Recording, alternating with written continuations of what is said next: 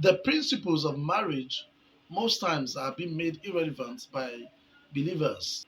When I say believers, I mean both Christians and Muslims.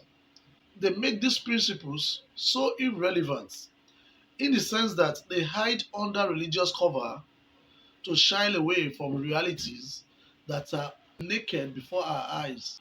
And yet, we all witness surprises that happen on a daily basis from these quarters. We've seen a lot of Christians, a lot of Muslims, I mean devoted Christians and Muslims, whose spouses left.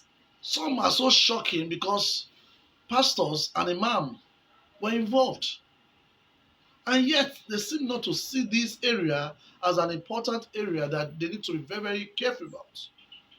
I've seen a lot of pastors who just feel, oh, that woman, just leave her. Whatever she's saying is irrelevant, is not necessary. She's a Christian. She can't do anything wrong. She can't go overboard. She can't misbehave. She can't do all of this. And they've forgotten that there's an extent every human being can be pushed to. We see it everywhere. Pastors' wives filing for divorce.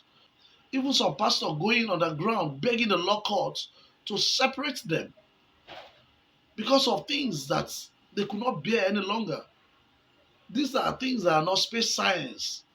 They are basic things that if these principles that we keep talking about are put in place, they won't suffer such mess. Yes, in spite of the fact that Bible says divorce is not appropriate. We see it on a daily basis. So what exactly can we do to make the religious people, religious bodies understand that marriage counselors are very, very important people that they cannot do without.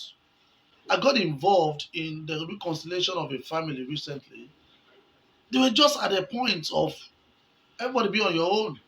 The wife had concluded in her mind how she was going to move on.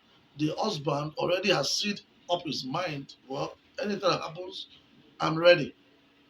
I will thank God that after the discussion, which only lasted for 2 hours, you could see ray of light, you could see the brightness, you could see the husband who was initially quiet, who wasn't willing to say anything, talking freely and asking questions.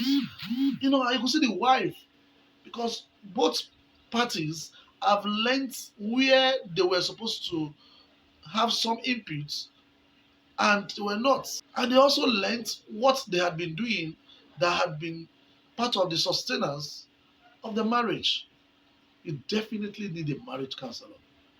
It is as important as going for a check every year.